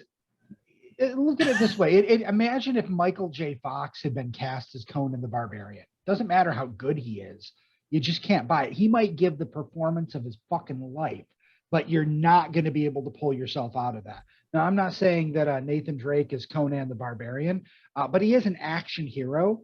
And I don't know. It really, the one thing I did like is that the voice actor for Nathan Drake was in the movie.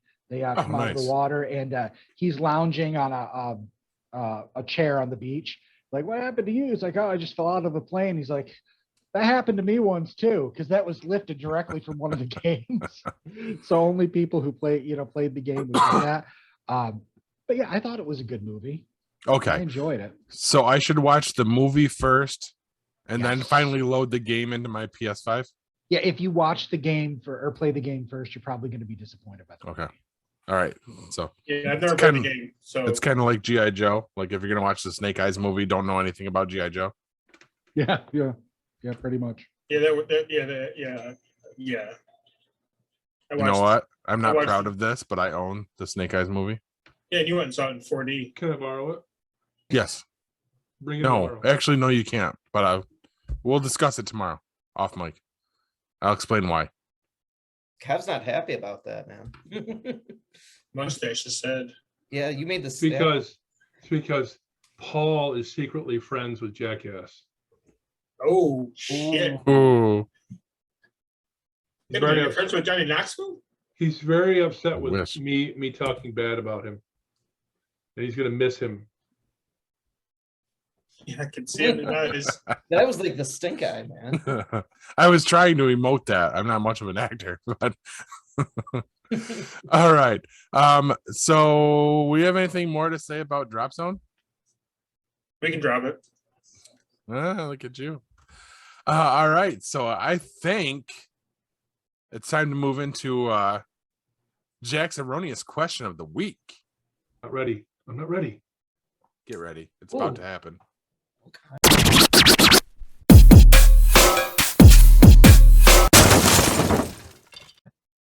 So here we go. So we've done movies, we've done history, we've done nicknames for people, but let's go into some science this week. All right, So- Bill Nye. That actually, this is where I heard these questions before, and they stuck into my head. And Hugh is gone. No, I'm not. The cat's just whining to get in. God, Oh. this is where I need to drop in your fucking Music. the shit you did before, where you did the Bill Nye thing, and I can't remember what the videos are called you used to do. Oh I my still God. have those. Yes. You still have those? Oh yeah. Oh, As a God. matter of fact, here it is. Bill Nye the Science Guy. Bill Nye the Science Guy. Bill. Jack Okay. Nye, the science guy. All right. So the first question is, the smallest bones in the body are located where? In the ear. You're Good growing. job, Hugh. You got it right. It's me. Very good. Dolly I was thought the it was first. the penis. If you're Irish. Oh, come on. Yes. All right. How about this one? Dolly was the first living creature cloned. What was Dolly? Cheap. A goat. A sheep. Kev. Sorry. Yes. So Kevin and Hugh, good job, both of you. I know my sheep. And then the God, last, this is too fast. this is very good though. You guys are doing great tonight. So okay, the last one is, what is the hardest known natural material in the world? Diamond, isn't it? Final answer? Titanium. No, it's Adamantium. No. Adamantium doesn't exist. It's Kev's something penis when he else. thinks about sheep. Something Wow. else. It's not Well, diamond. I can't, no, Hugh got it right. It was diamond? Okay. It Okay. is diamonds. Oh, something else. I like my answer better. I like your answer better Me too. too, but it was So did Kevin when he was just thinking about sheep. It's small. Okay, actually, we're gonna go back now. With this is like an extra credit question because those went way too quick. We're gonna No, go they back to. I know you got 2 out of the 3 because you did well tonight. So actually, Paul made me think of this question. So the movie Tiny The penis Matrix, the movie The Matrix, as we know, stars Lawrence Fishburne and Keanu Reeves and the girl that plays Neo. I can't think her name up. And I mean, Carrie Ann Moss. yeah, she plays Trinity. Yeah, Carrie Ann However, Moss. Neo, yes, it was written for Will Smith, but actually the Wachowskis, before Neo was cast as a guy, was a girl. Who was Neo written for? Angelina Jolie. No. I don't know. Jada Pinkett Smith. Nope. That'd be awesome. No. Nope. I'm trying to think at that time frame. It She had did to. another action kind of movie with another actor. Charlize Theron. Yeah. No. Mariah fucking Carey. No. Kate More. Beckinsale. No. That was actually a good. That's a good guess. That's a Yeah. good guess. Come on, Corbs. Corbs, you're needed here, man. Corbs is gonna come in for the Was win. it Mila? Oh, was it the girl that played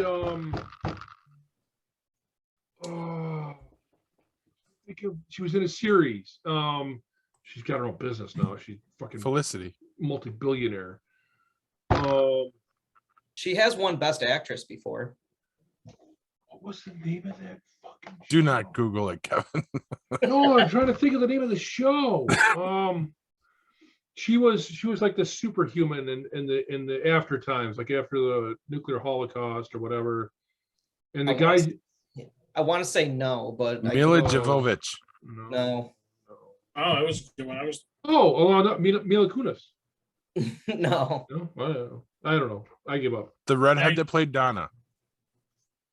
No. God, I would hope not. The female Terminator who also starred in the first Blood Rain movie. Amelia Clark, no. No, that the first Blood Rain movie. Oh, Going right, back right. to Terminator 3, I think. Gotcha, forget gotcha. her name. No. This I get- actress, she won Best Actress before. That's a clue. Helen Mirren. She is an A-list actress. Renee Zellweger, No. Julia Roberts. No. Come on, Jack. This Sandra is Bullock. pathetic. Sandra Bullock. No shit. No kidding. I don't believe that one. I was like, that's ridiculous. I don't see how that. So Sandra Yeah. Bullock and oh no, I forgot her name. Carrie Ann Moss. Carrie Ann Moss, we're gonna get it on. I'd watch that movie. I have no idea, but like Okay. when I read about actors that movies passed up, but the Matrix when it was first written, the Wachowskis had a Neo written for a girl part, which I thought that was interesting. You know, you said that Will Smith was up for that, or they wanted him for it. I didn't even know that. That I I'd wanted to heard do a before. movie called Wild Wild West instead. That was a poor decision. Right. Yes. Just I like- if he I did like- the Matrix, he would have known he would have slapped Chris Rock later in life. Exactly. Yeah, But I that's- liked Wild Wild West, but you're right. Matrix would have been bigger and better. Yes. But to that slap, back to Paul. I mean, there's really nothing to throw it back to. We're going to the commercial break now. Oh, So yeah, on that note, stick with us, guys. We'll be back to wrap the show up.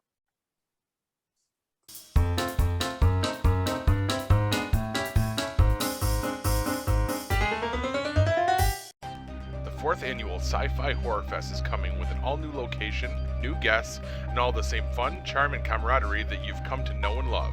Sci-Fi Horror Fest has a new home for 2022 at the Vernon Downs Casino and Hotel in Vernon, New York. Sci-Fi Horror Fest will be held on August 26th and 27th. Sci-Fi Horror Fest is a family-friendly event featuring fun activities, vendors, and a media area with an eclectic group of podcast personalities. Exciting celebrity guest appearances will be announced soon. For more information and to purchase tickets, go to www.sci-fi-horrorfest.com. Sci-Fi Horror Fest is currently looking for volunteers. This is your chance to be a part of the fun. Please note, details of the event are subject to change due to any lasting issues due to COVID-19.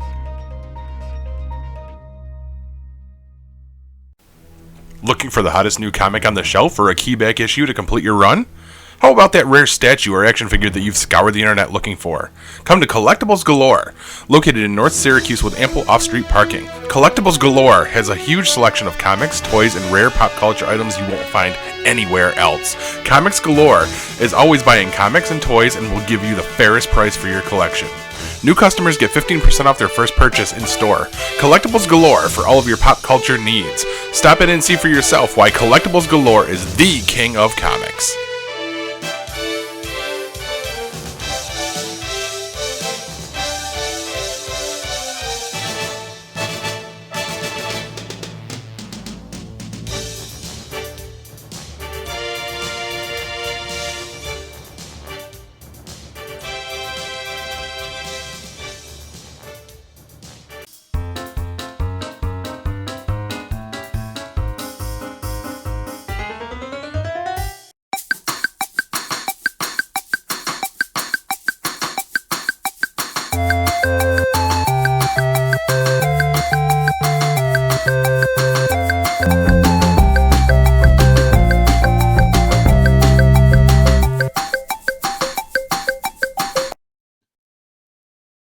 You guys know what that sound means? It's our weekly topic. Guys, we probably broached this one before we started this segment.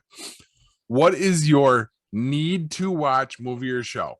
You not like must see TV every week, but every year it's a movie or show you've got to watch. Like just for you have to get that in once a year. Who wants to start? I'll need to think. Well, Jack, you start then because you can get kind of long-winded, so that'll give you some time. Shit. All right. Because I'm a history geek at heart, I guess. I just have to watch Forrest Gump because Tom Hanks is my favorite actor, the history behind it, the soundtrack. I'm literally at work if we're just like talking about stupid shit. Like one of my colleagues is like, you need a girlfriend, and I just been like, but I know what love is. So I can just like quote that movie. I know it all the way through, but every time you watch it, you always can find something little that's new. It's like, oh shit, I never saw that when I was a kid. But watching Forrest Gump is always good to watch from start to finish, soundtrack to the acting to everything about it. Just like I said, being a history geek at heart, the nostalgic factor. He meets JFK and he's like, how do you feel, son? He's like, I gotta pay. So Do you know that Tom Hanks was not the original actor for that movie? yes, What? Chevy Chase, John Travolta. Travolta, Yep. and Bill Murray all turned it down. What? So, Yeah. and what's really cool about the movie as well, Corbs, you probably know this. Tom Hanks was starting to become an A-list actor during that time, 1994. Yep. They said, okay, at the time, which is still a great amount of money, we'll give you about $5 million for the movie. He was like, you know what? No, I think I'll take 75% of gross profits, whatever this movie makes. Yep. The back end. Yeah. Back I think end. the back end. Yep. Smart and- man. Wait, Oh my they God. gave him 75%. That seems super, super high. They probably didn't expect it to blow up the way it did. Exactly. Now it's a restaurant. Now it's everything. But even though he had the minor part, but Gary Sinise, though, he's like cursing off the thunder. He's like, you will not sink the ship. Like, I went jet skiing this past weekend, and I like to wear hats. And not this past weekend, I'm sorry, this past summer. And I'm on the jet ski, and I had a green camo Eagles hat. And I was like, you will not curse this jet ski. And my hat went flying off, and fuck it, I lost my camo hat. I'll never see that again. But to answer your question, though, that's a very good question. But anything when Forrest Gump is on, fuck it, I have to sit down and watch that. What about you, Kev? I got one. I don't know that I seek this out, but I can't think of a year that's gone by, or even more than a few months that have gone by, maybe six months at a time, whatever, where I haven't sat down and watched at least part of The Breakfast Club. Nice. When I was a kid, I'm 53, so that movie was like my childhood, you know, wrapped up in a tight little bow and served to me on the big screen. It's something that, you know, it stuck with me from the very first day that very first time I saw it. And every single time I see it, I'm drawn back into, you know, the story and the actors in that movie. And it's just like, so I have to say that one is one that it touches me, you know, and it means a lot to me. But there are definitely movies that I seek out every year. And when it comes around the holidays, my wife has her movie and I have mine. Her movie is It's a Wonderful Life, and mine is White Christmas. Nice. Nice. Kev, did you know in The Breakfast Club at the end of the movie when Michael C. Hall gets in the car, his father driving is John Hughes? Oh, nice. No, that's a I nice didn't little know Easter that. egg. Yeah, John Hughes is arguably one of my favorite directors. Watch the ending where they all get picked up and John Hughes is the one driving Michael C. Hall away in the car. Neat. Well, That's a neat little Easter egg. I got you. All right. I think I can go here. I am running this through my head and I'm discounting holiday movies because I think that, you know, Jack is looking for something because everybody has holiday movies. Like Yeah, we're talking, yeah. well, I don't do Christmas movies, but Halloween, I try to watch Frankenstein every year and Nice. Night of the Living Dead. But outside of that, I don't like rewatching stuff. I don't usually go back and watch things again for years at a time. But if there's one movie that I would like to watch every year, and I struggle to do that because nobody will watch it with me, it would be Monty Python's The Meaning of Life, which is my favorite movie of all time. What do you like about it, Hugh? What makes it It's good? fucking absurd and ridiculous as possible. I know everybody loves, you know, the Holy Grail. Listen, the Holy love Grail Holy has Grail. it has like 3 funny parts, Paul. It was trendy to like Holy Grail when we were younger. The good movie they made was The Meaning of Life. That was the one where Jehovah. clearly nobody was fucking with them and telling them what to do or how to make this marketable because it's not a marketable movie. No. When your movie, have you seen The Meaning of Life, Paul? Okay, so you know, I mean, when your movie has a big number, you know, a big musical number about sperm, you're in trouble. But that is one of those movies that I can quote. You know, I still do it. You know, whenever somebody's stuff, you know, you throw out the Mr. Creosote wafer thin line. But I love everything about it because it even looked forward to the future, like, you know, the restaurant where you go there and order conversations, and now you have people sitting in a restaurant on their phones not talking. It was so forward thinking, and I feel like it is as relevant today as it was then, which is to say not relevant to most people because they can't even get through the first 10 minutes of the movie without going, this is stupid. And I think I misquoted. I think I actually I was quoting The Life of Brian. Yes. Sorry, Yes, my bad. And then Hugh, do you remember the first time you saw it? Like when do you like recount like that part? Like when you first saw The Meaning of Life? Like, I was familiar with Monty Python because of the Holy Grail, and I know that, you know, you were supposed to like it if you were like part of the fringe groups. Oh, it's the best thing ever. I just picked it up at the store, the VHS, or the rental, and watched it and loved it so much. As an adult, I actually bought the PC game, which was already old enough that it was hell to even get it to run. And the game is about as ridiculous as the movie. I didn't Because know there was a game. You really don't play it. You almost don't experience it. And at some places you just like sit there and wait for things to happen or click on things to move yourself forward. It's almost like they hit the high points of the movie, but they also took, I think, everything that they cut and didn't use in the movie, which is whole scenes and everything they used in the game. The whole thing is very Python-esque and Outstanding. yeah, it's fantastic. please say though it's a floppy disk. Oh yeah, it was.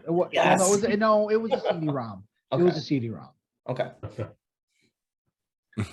floppy disk. All right. Well, for me, I mean, obviously, there's the like Hugh said, there's obviously the holiday movies. I mean, for me, the holiday movie that is a go-to for me is Christmas Vacation. Gotta watch that every year it's on. It's a Yes. classic. But other than that, I mean, movies, TV shows. I mean, obviously, TV show for me would I rewatch it pretty much every year. Geez, can I guess? Yeah, I go through and rewatch it. What was it? The Sons of Anarchy. Oh, okay. So that's my big TV show. But the movie for me is probably Young Frankenstein. Mel Brooks' Young Frankenstein. My dad turned me on to that one. One weekend we were with my father or whatever, and he's like, "Hey, we're gonna watch this." So we picked it up at the video store or whatever, and we watched it. And just the movie itself is hysterical. Gene Wilder in it's funny. You know, the whole Frau Blucher and the horses. It's Frankenstein. Right. Frankenstein. Putting on the Ritz. Yep. See, it's just, you know, Peter Doyle. Peter Doyle is the Monster. Monster. Yes. Yep. Gene Hackman is the blind guy. I don't know if you knew that one. No. When Peter Boyle shows up at his house, he obviously Peter Boyle doesn't speak. He's just grunts and all that stuff. And it's Gene Hackman is the guy. He's like, here, come in, have a drink. And he pours him hot coffee, but he pours it in his lap. He goes, here, have a cigar. And he says, so he holds onto the cigar and he's like, well, when the tip glows red, start to suck on the cigar. Well, he puts his thumb up there and he lights his thumb on fire. Yeah. So just that whole thing. And Gene Hackman was he just showed up one day on set and they put him in the movie. Nice. So it's wow. That's a movie that when that movie's on, I watch it. And to be honest with you, it's most Mel Brooks movies I like to watch. I mean, I'm a huge fan of Young Frankenstein. I love History of the World Part 1. I still quote that movie to this day. Spaceballs, another good one. Love Spaceballs. Blazing Saddles. I mean, the movies that he's done are fantastic and whatnot. So you just listed off like a whole group of movies that cannot be made today. no, Yes. Yeah, no shit. And Corbs, you forgot my favorite Mel Brooks movie is Robin Hood Men in Tights. Lincoln. Yep. Oh my god. Such a great movie. Guessing? I guess nobody's right. So I mean, and he stars in it. He's in every one of his movies. He's that director that's in all of his movies. So, but yeah, those are the two for me. Every year for Christmas, I gotta watch Christmas Vacation. It's a given. I have to put it on, and then Young Frankenstein is the go-to for me. But it's any Mel Brooks movie that comes up. I'll take a watch. I mean, I love Blazing Saddles. Gene Wilder and that one is funny as hell in that Yes. too. So, but that's it for me. All right. Paul, you have to think of something that's not a Kevin Smith movie. I have one All right. because I knew everyone was expecting me to say Clerks. It's gonna be a Kevin Smith movie. It's Well, not. Come on. And it's also not a Star Wars movie. Because Is it a there Star are Trek movie? I have multiple. What's that? Is it a Star Trek movie? I'm pretty sure I haven't seen most of the Star Trek movies So you're a Star Wars fan, not a Trek. for the most part. It's Yes. Trekker, not Trekkie. Sorry. Trek. No, mine is The Crow. I think we've discussed this before. Night before Halloween every year, and now because my kids are getting older and they can't watch it, it starts later and later every year. So, but while it's still Devil's Night, I do watch The Crow from 94. Brandon Lee's The Crow. I've got to get it in. It's probably, barring the original Star Wars, it is probably the movie I've seen the most. I've seen it more than I've seen Clerks or any of the Kevin Smith movies. I remember I saw that at least 8 times in the movie theater, and it resonated with me when it came out. And it's just a tradition for me. It's one of those things every year on the same night. It's got to be watched. It's kind of like the whole Christmas Story on the 24-hour thing every year. I hit that up too. I just, Paul, The Crow is a fantastic movie and I love it. But for it to resonate with you to the point where you watch it 8 times, you might have needed some therapy during that time because that's a dark fucking movie. I also had a girlfriend at the time that worked at a movie theater, so I got to go for free. Oh, okay. There's that part of it that it made it much easier to be able to see it that many times in the theater. When it was coming out, Paul, though, like when you saw the trailer, you're like, your first reaction, like it was like, I have to see this movie. Like, where It was one of those where it kind of melted your face off. Yeah. Use that term when we talked about it the last time. Probably. Because I think that's how we got on the Raiders at that point. It wouldn't surprise me. But that's the one for me. Other than, since Kevin told me I can't talk about Kevin Smith. So No, I'm Did just they- saying there had to be something other than Kevin Smith, is all Yes. I'm saying. Did they use the They Keep Calling Me song in the trailer? They did, didn't they? I'm pretty sure they did. Okay, I mean Because it that's was the memorable. whole him running across the Yep. Yeah. And that's another one was just lights out for the soundtrack. Phenomenal. I still have some of that on my devices now. But yeah,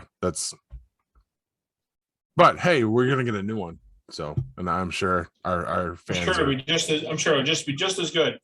yeah, with Pennywise playing the crow.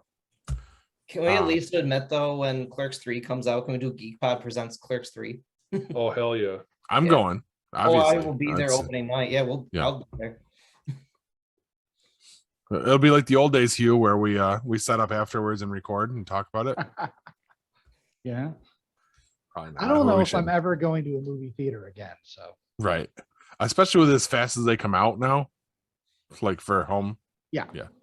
like I really want to see Doctor Strange too, but I know I'll be able to watch it at home in like a month. Right. So, I have not taken that one in yet. although my wife did say, I think I want to see the new Jurassic Park in the theater. And I'm like, wow, because she's the one that's been saying, I don't think I'm ever going to the theater again. You know? That one I do have tickets for. They're Jurassic Park, any of them in a theater is Phenomenal. it's really the only way to see the movies. Do you think it's far-fetched? Because I've had Yes. this theory. Yes. Yeah, Cloning dinosaurs. Yes. Far-fetched. No, but I've had this theory ever since the new ones came out with Chris Pratt. I'm like, I'm just waiting because now they have all the original cast back in this last one. Right. I am just waiting for them to say, be like, Sam Neill's like to Chris Pratt. He's like, okay, son. Like maybe it's like an estranged relationship. Like I would love like Chris Pratt to be like Sam Neill's son or something like that. Like that. I think. You I said you think- think he's the little boy. You said Yes, that I last think we talked about the other. Yeah, I think he's gonna be the little kid with the raptor claw. Oh, really? Yes. Dude, like you guys. There's no basis for it at all. It's just It's just Paul's warped mind. yes. I'm going the same route as that. It was Peter Parker wearing the Iron Man mask in Iron Man 2. That's so, which they've retroactively said now that was supposed to be Peter Parker. So, but I think that was a pretty good one. I think that actually had some traction to it. And again, guys, if you want to get in on it, go right to our Legion of Geeks page on Facebook, and they won't. And Laura even tried. She posted it for us last week, and they won't because they don't want to talk to us. Apparently, Nobody listens to us, Paul. Thank you, Laura, for doing literally, like This is a big circle jerk. So Wow. that. Circle jerk. Oh. so, guys, Well, what are we watching? Not Moon Knight. thank God. If you want. wow. I mean, and if you want me to start out, I will be happy to. I'm sure you Go will. for it. Go for it. This one came out in 2016. It's a little bit older, but Hulu does have pretty good mini limited series. And I was like, wow, I can't believe I never got into these before. I'm halfway through 11/22/63. Yes. Oh, I've heard that was awesome. I've Okay. read the book and I've seen the Okay. movie. No spoilers. Awesome. No spoilers then. Okay. As like we said in the last segment, I'm a history geek at heart. James Franco, he's a teacher and he's trying to stop the JFK assassination.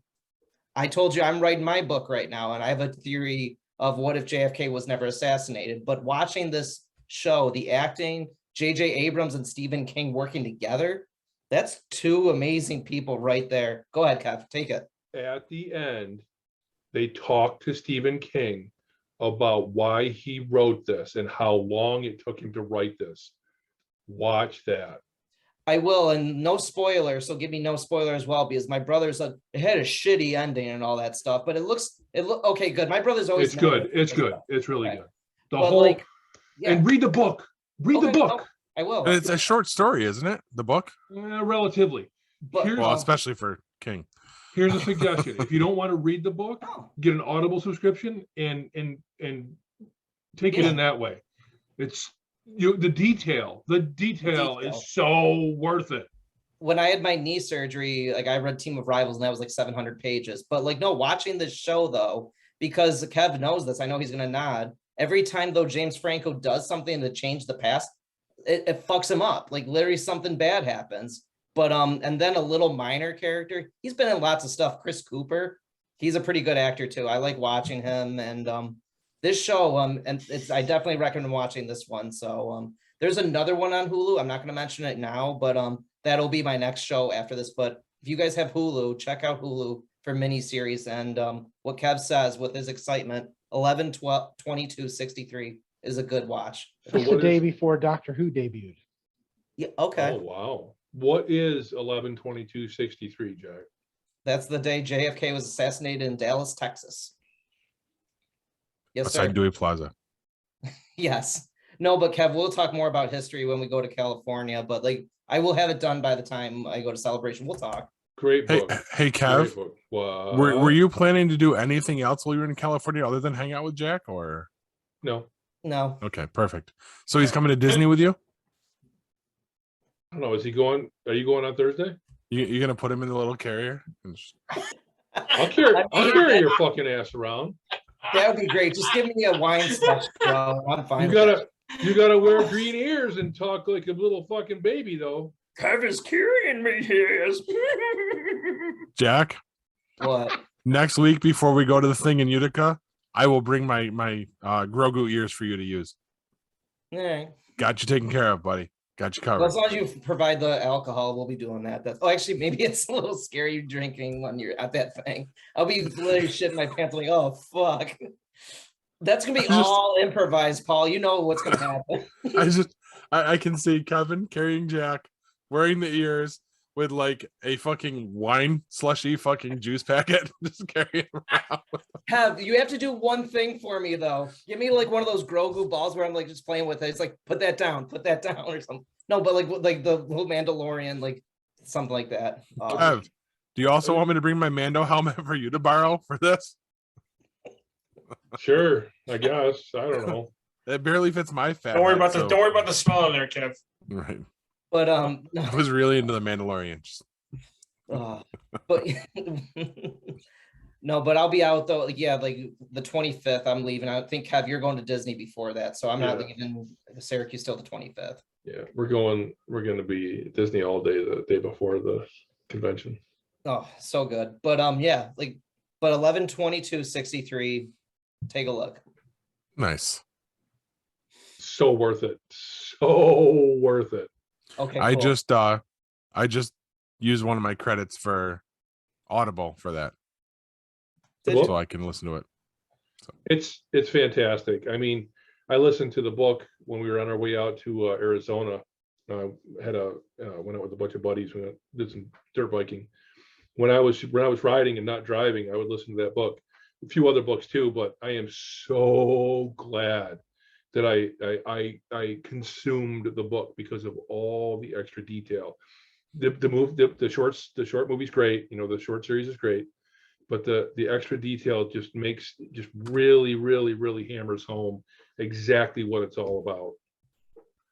Yeah, no, you're right. The older we get, like books are just so much better than the actual movies sometimes. Like books use your imagination more. I agree. Yeah, there's so much. You're gonna see the piece with the Stephen writer King. Stephen King. You're gonna see that and you're gonna understand why it's so much more important to get all the other detail, because his focus and drive and interest in all of the events surrounding that is what drove the book and what took so long for it to come out. So that extra detail, you really feel his effort that he put into it. No, I agree with you. Like, I'm not trying to sound like a snot about it, but like being a history geek at heart, I've read over 50 books of Abraham Lincoln, 25 of JFK, so I'm for it. There you go. Neat. Corbs. Yeah. I'm putting you on that seat. What do you got? I just watched the third episode of Billy the Kid. Nice. How's that? That's actually very good. This episode focuses in on how his little brother and mother both passed away. His mother died of consumption, which at the time it was called consumption, was tuberculosis. And so did his little brother. So it just says, it shows that he was orphaned at the age of 15 and how he started his life of crime at that point. So that's where we are right now. He was just arrested for the first time and jailed for a failed robbery attempt of a Chinese laundromat. So, and how he broke out of jail. He broke out of jail right at the end of the episode. So waiting for next week's episode to come out to see kind of where it goes from there. But like you said, Jack, I'm into a little into history, but I like the old West history. Like I said, Billy Kid, Doc Holliday, Wyatt Earp, guys like that. So I'm kind of looking forward to it. I want to see kind of like how he ends up with John Tunstall and those guys and the regulators and whatnot and all that. So that's kind of what I'm looking for, young guns, stuff like that. So, but I'm looking. So far it's pretty good. It's a pretty good series. So Nice. yeah, that's it. That's it for me. Corbs, you'd like Longmire. I started watching it. I was into it, but then something else came up and I had stopped watching it. I want to get back into it. So Yeah, it's right up your alley. yeah, it was when I was watching it before. So, so I will go back. I'm going to go back to it. So. What was that, Corbs? Real quick. My last thing, like Abraham Lincoln was assassinated by a man by the name of Boston Corbett. Thank the Lord I'm not related to that guy. But he moved to the Wild West after he assassinated Lincoln, and nobody ever heard from him again. He shot John Wilkes Booth. I'm sorry. Yeah, John Wilkes Booth. Yeah, if I say Lincoln, but he shot John Wilkes Booth. Okay. So, but go ahead. Back to you, Paul. Kev, you've got a couple things you want to discuss with us. Yeah, just we're almost through with Ozark. Man, what a twisted freaking story that is. That is just a web of unending twists and turns. Keep hanging on there, Kev. Oh my God. If you're not watching Ozark, you are missing out. That's all I'm saying about that. So we got, I don't know, a couple episodes left of that. And we're caught up on Outer Range. We started that tonight. Oh, did you really? No, because you said it was good.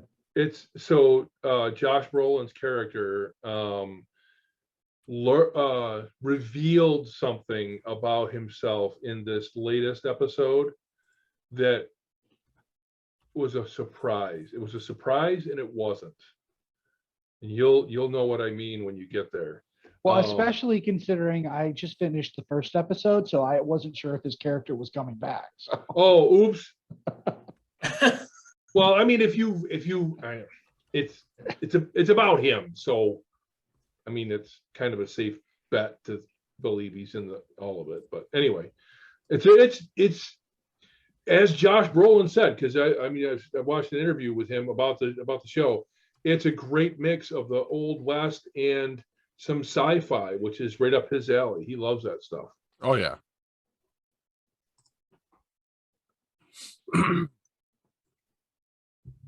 That it? I'm not gonna say any more because I want to talk about it more. But Hugh will talk about it. Okay. Well, I finished Hellbound. It was great. I'm gonna be really pissed if they don't do a second season because of the way they left the first season. Started Outer Range, like he said, but the big thing this week Star Trek Strange New Worlds. I want to see that. Fucking awesome. Now, the revival of Star Trek, which includes Discovery and Picard, one of the big criticisms levied at those is that they're heavily serialized. Unlike the previous, I mean, Voyager was serialized and DS9 was serialized, but what people think of as Star Trek is Next Gen and the original one. And the episodes were self-contained. Maybe you'd refer to something that happened if it was big enough 2 years later, but it was in passing. Things, plot lines didn't usually carry through entire series, and that's what Discovery and Picard do. Strange New Worlds does have a specter hanging over its head, which is Captain Christopher Pike is the captain of the Enterprise prior to James T. Kirk picking it up. And we all know he ends up horribly burned and in this wheelchair. And on Discovery, he gets a vision of that. So he knows his days are numbered, and that's causing him a lot of stress. But so that's the thread running through this. But the show itself is set up to be more like the old Trek, where every week they're doing something new, going somewhere new. They've introduced new versions of classic characters like Uhura, Samuel Kirk, Captain Kirk's dad. And they're going to continue doing that because some of these people were on the Enterprise when Kirk took over, when he eventually, runs it. But it's fantastic. Anson Mount is fucking awesome as Christopher Pike. I mean, his performance on Discovery is the reason that they started this show. So you've got him as Christopher Pike, Ethan Peck playing a really young Spock, and it is amazing. It is everything that you would want modern Trek to be. I don't mind the serialized storytelling of the other shows, but I certainly appreciate the more classic, you don't have to watch every episode, really wrapping things up. It's awesome. Wow. What a fucking great time to be a Star Trek fan. I know you Star Wars fans have been reveling in it for years now, but we finally got us some. Nice. It does look really good. I want to see it. It does look good. I mean, I'd suggest watching Discovery first, just because that's where they introduce the characters, and this happens after that. And Discovery's worth it. Discovery's awesome. Don't listen to the critics, but this is definitely a slightly different beast. Okay. And this is on Paramount Plus. Yes. Paramount Plus. Is Discovery the one with Sonequa Martin Green as the captain? Yes. Okay. Yeah. Well, she's the captain now. She wasn't to begin with, but. I knew she was in it.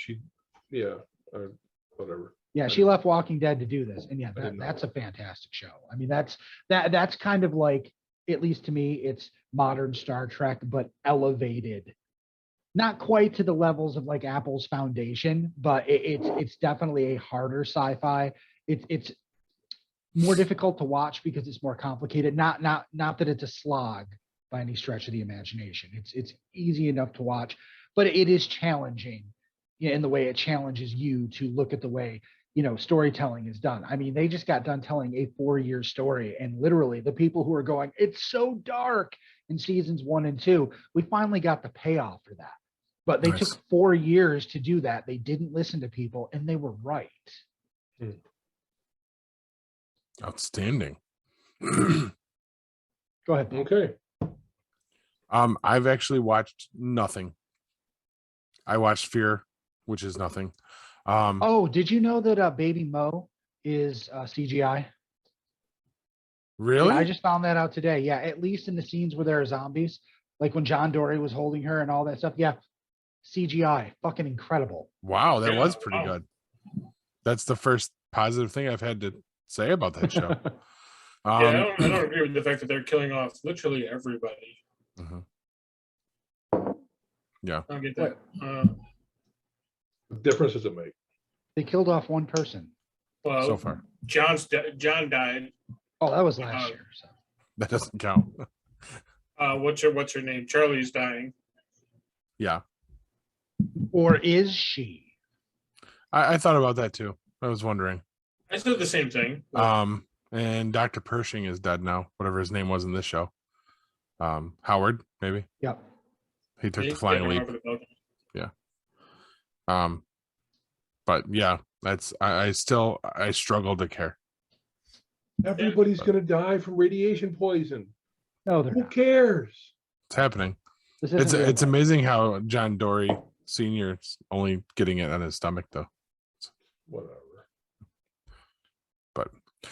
So we watched that and Flash. That's about it for now, other than wrestling. So wrestling. But that's all I've been able to watch since we've been on the run and in New Jersey and all that bullshit. Exactly. But that's all I've got, guys. Drop some nuggets. I think it is, unless anybody else has anything else to say. You are. So drop your nuggets. When someone asks what I did this weekend, I squint and ask, why? What'd you hear? Good night, everybody, and megabyte me, bitches.